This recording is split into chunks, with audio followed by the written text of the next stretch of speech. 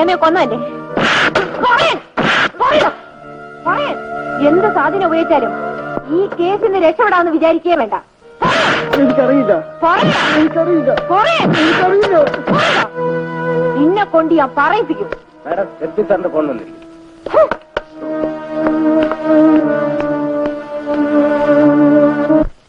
ഈ കേസ് തുടർന്ന് അന്വേഷിക്കുന്നതുകൊണ്ട് യാതൊരു ഫലവുമില്ല. ഫലം ഉണ്ടോ ഇല്ലയോ എന്ന് അന്വേഷണം തീർന്നിട്ടല്ലേ അറിയൂ സാർ.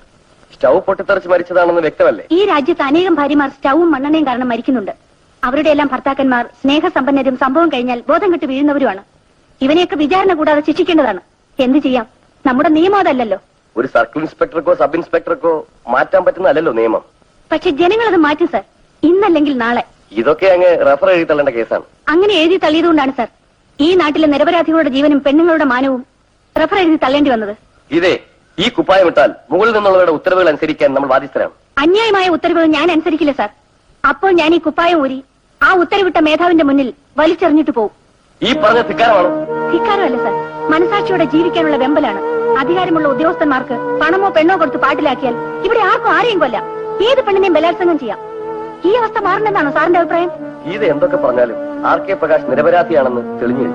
കോടതികളെ വെറുതെ വിട്ടാലും ഞാൻ ഇൻവെസ്റ്റിഗേഷൻ തുടരും. ഷുവർ? ഡെഫിനറ്റ്ലി. ഓക്കെ, കാര്യം.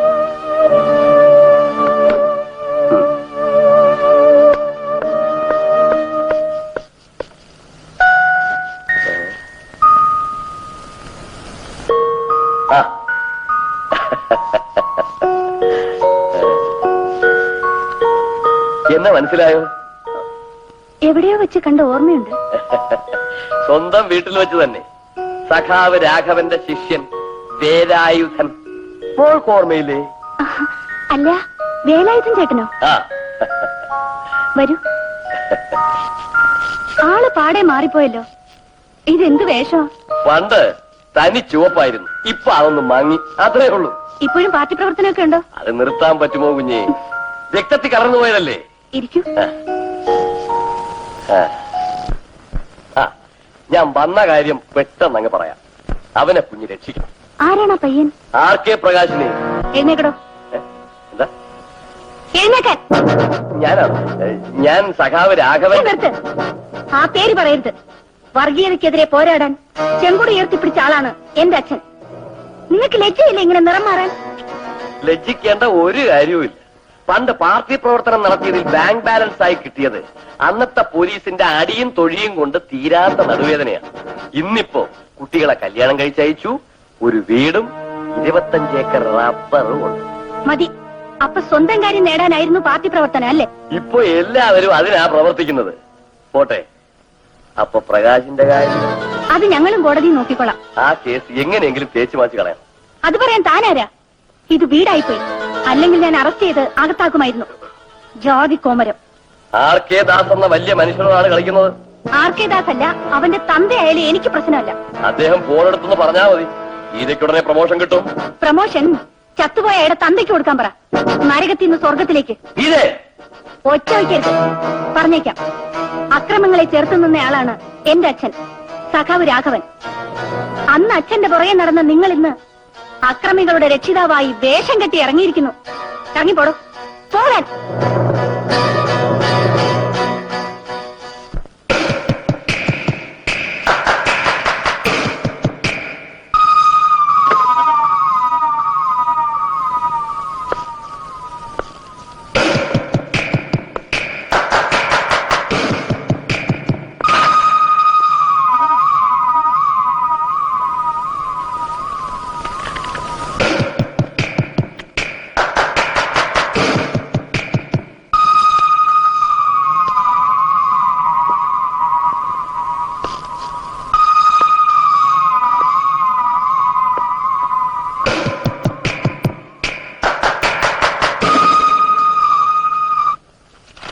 അമ്മാളു, പ്രകാശിന്റെ കേസ് ഫയൽ എടുക്കൂ.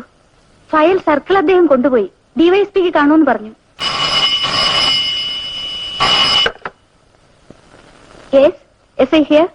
ഫയൽ എന്റെ കയ്യിലുണ്ട്. നമുക്ക് ഈ കേസ് ക്ലോസ് ചെയ്യാം. ഇതൊരു അപകട മരണം തന്നെയാണ്. അവരുടെ വിവാഹത്തിന് ഞാനായിരുന്നു സാർ സാക്ഷി. ആ ആർ കെ പ്രകാശ് അത്ര നല്ലവനായിട്ട് എനിക്ക് തോന്നിയിട്ടില്ല സാർ. നല്ലവനല്ലായിരിക്കാം, പക്ഷെ നമുക്ക് എന്ത് ചെയ്യാൻ കഴിയും? മനുഷ്യരുടെ ക്യാരക്ടർ നോക്കി ചെയ്യാത്ത കുറ്റം അവരുടെ മേൽ ചുമത്താനൊക്കുവോ?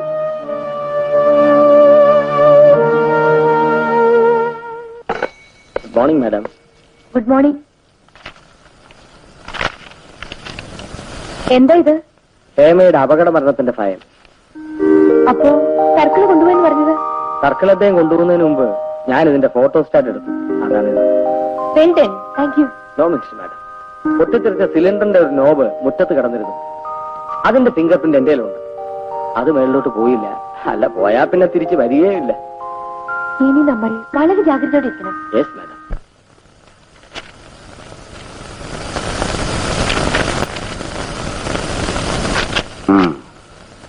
ഒറിജിനൽ ഫയൽ ഞാൻ ഡിവൈഎസ്പിയുടെ കയ്യിൽ നിന്ന് വാങ്ങി. മരണം നടക്കുന്നതിന് ഒരാഴ്ച മുമ്പ് വരെ ഹേമയെ പ്രകാശ് തല്ലുമെന്നായിരുന്നു അയൽക്കാരുടെ മൊഴി. ഓഹോ. ഗ്യാസ് സിലിണ്ടറിൽ നിന്ന് തെറിച്ചു വീണ് അതിന്റെ ലോക്ക് ഓപ്പൺ പൊസിഷനിലാണ് ഇരുന്നത്. മാത്രമല്ല, അടുക്കളയിൽ ഇരുന്ന ബോഡി സ്പ്രേ വെച്ച് നോക്കുമ്പോൾ ഇതൊരു പ്രീ പ്ലാൻ മർഡർ ആണ് സാർ. RK പ്രകാശിന്റെ ഫിംഗർ പ്രിന്റും ബോഡി സ്പ്രേയിൽ നിന്ന് കിട്ടിയ ഫിംഗർ പ്രിന്റും ഒന്നാണ് സാർ. ഇത് ഹേമ അവളുടെ അച്ഛൻ എഴുതിയ കത്തുകളാണ് സാർ.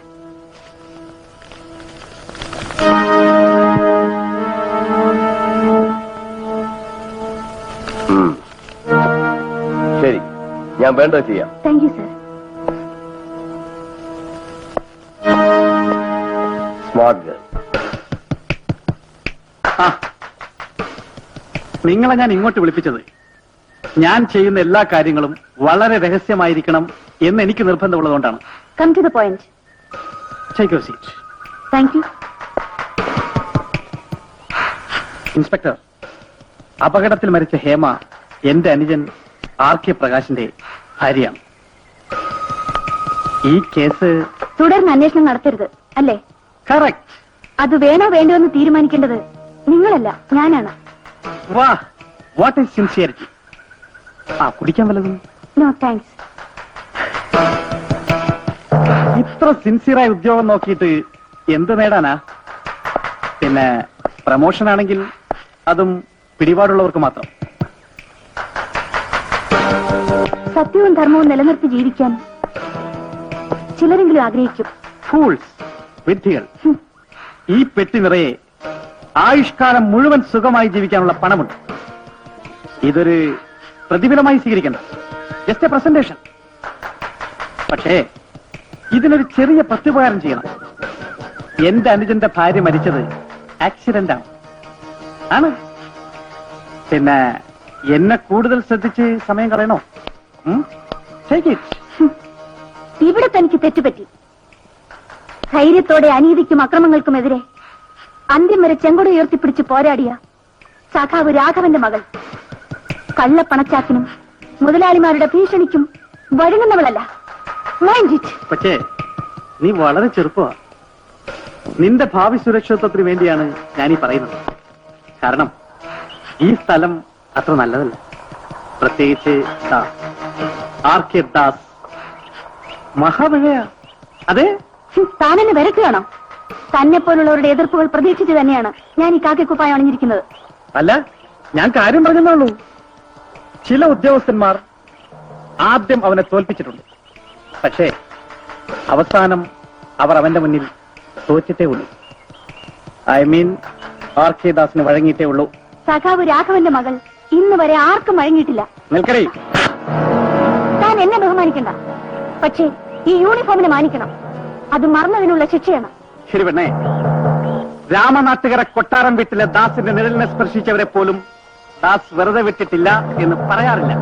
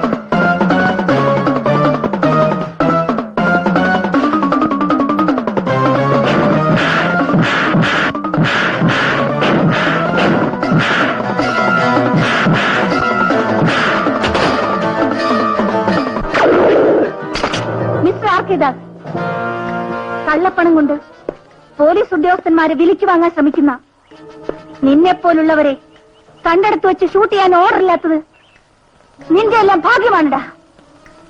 ഞാൻ തിരിച്ചു വരും നിന്നെയൊക്കെ വേരോടർക്കാൻ.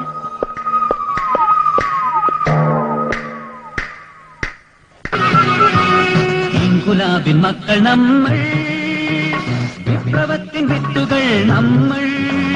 തോക്കിലും ലാത്തിക്കും തോറ്റിട്ടില്ല, നമ്മൾ തോക്കിലും ലാത്തിക്കും തോറ്റിട്ടില്ല. ഗുലാബിൻ മക്കൾ നമ്മൾ, വിപ്ലവത്തിൻ വിത്തുകൾ നമ്മൾ. തോക്കിലും ലാത്തിക്കും തോറ്റിട്ടില്ല, നമ്മൾ തോക്കിലും ലാത്തിക്കും തോറ്റിട്ടില്ല.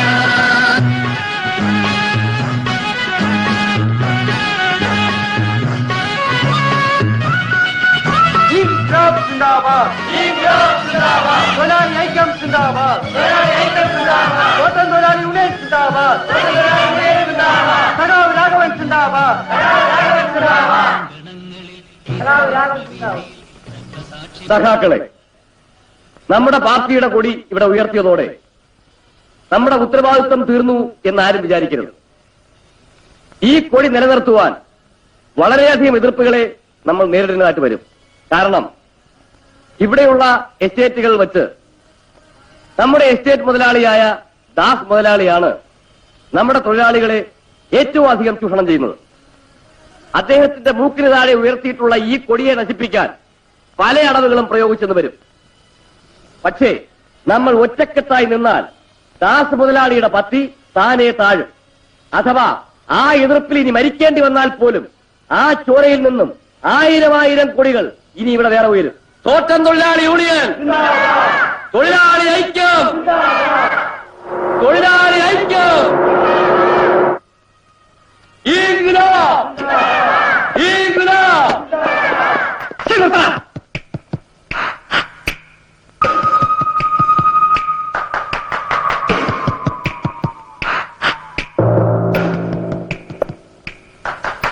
എന്താടാ ഈ കാണുന്നതൊക്കെ? ഞങ്ങളുടെ പാർട്ടി ഓഫീസിന്റെ ഉദ്ഘാടനമായി ഇന്ന്. ഇതുവരെ തുടങ്ങാൻ ആരാ പറഞ്ഞത്? രാമനാട്ടുകര കൊട്ടാരം വിറ്റ ദാസിന്റെ എസ്റ്റേറ്റ് അവന്റെ തന്തയുടെ വകയല്ല. അതിന് ഞങ്ങളിത് വെച്ച് കെട്ടിയിരിക്കുന്നത് പുറമ്പോക്ക സ്ഥലത്താണ്. ഓ, താൻ ഇവിടുത്തെ വില്ലേജ് ഓഫീസറായിരിക്കും. ഒരു കാര്യം ഞാൻ പറഞ്ഞേക്കാം, പാർട്ടി കീർത്തി എന്ന് പറഞ്ഞു നടക്കുന്ന ഒരുത്തനും നാളെ ഞാൻ ഇവിടെ ജോലി തരില്ല. തൊഴിലാളികൾ പാവപ്പെട്ടവരാണെന്ന് വിചാരിച്ച് അവരെ അടിമകളെ പോലെ കരുതരുത് മുതലാളി. നീയാണ് ഇവരുടെയൊക്കെ നേതാവ്. അല്ല, ഞാനൊരു തൊഴിലാളിയാണ്. നീ അറിവില്ലാത്ത തൊഴിലാളികളെ പറഞ്ഞിളക്കി എന്റെ എസ്റ്റേറ്റിൽ പണിമുടക്കുണ്ടാക്കാൻ ശ്രമിക്കാനല്ലേ? പണിമുടക്കണമെന്ന് ഞങ്ങൾക്ക് ആഗ്രഹമില്ല മുതലാളി. ന്യായമായ കൂലിയും മറ്റ് ആനുകൂല്യങ്ങളും തൊഴിലാളികൾക്ക് കിട്ടണമെന്നേ ഉള്ളൂ. അതിന് പാർട്ടി ഉണ്ടാക്കി എന്നെ മുട്ടുകുത്തിക്കാമെന്ന് കരുതണ്ട.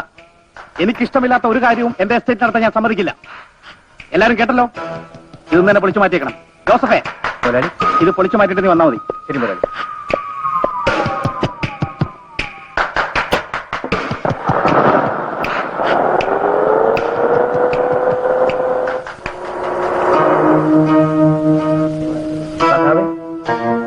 ആ പറക്കുന്ന കൊടിക്ക് രക്തസാക്ഷികളുടെ നിറവാണുള്ളത്. എതിർപ്പുകളെ നേരിട്ട് കൊണ്ട് വളർന്നതാണ് നമ്മുടെ പാർട്ടിയും നേതാക്കളും. ഈ ഓലപ്പാമ്പ് കണ്ട് നമ്മൾ ഭയപ്പെടരുത്. തൊഴിലാളികൾ സംഘടിക്കുമ്പോൾ മുതലാളിമാർ മുറുമുറുക്കുന്നത് സാധാരണമാണ്. എനിക്ക് നിങ്ങളോട് ഒന്നേ പറയാനുള്ളൂ, ഇന്ന് നമുക്ക് നഷ്ടപ്പെടുന്നതെല്ലാം നാളത്തെ നമ്മുടെ നേട്ടങ്ങളായിരിക്കും. രാഘവ, പ്രസംഗം നിർത്തിയിട്ട് വേഗം പൊളിച്ചു മാറ്റാൻ നോക്ക്. ഇല്ലെങ്കിലോ? മര്യാദക്ക് പറയുന്നത് കേട്ടോ, അല്ലെങ്കിൽ തീ വെച്ച് നശിപ്പിച്ചോളെ. അതിനുള്ള തീപ്പെട്ടി നിന്റെ അടുത്തുണ്ടോടാ? മുലപ്പാലിന്റെ ചുണയുണ്ടെങ്കിൽ നീ ഒന്ന് കത്തിക്ക്. പൊളിക്കാതെ ജോസഫേ. ഇതിൽ ഓല പൊളിച്ചാ നിന്റെ കൈവെട്ടി ഞാൻ താഴെയിടും.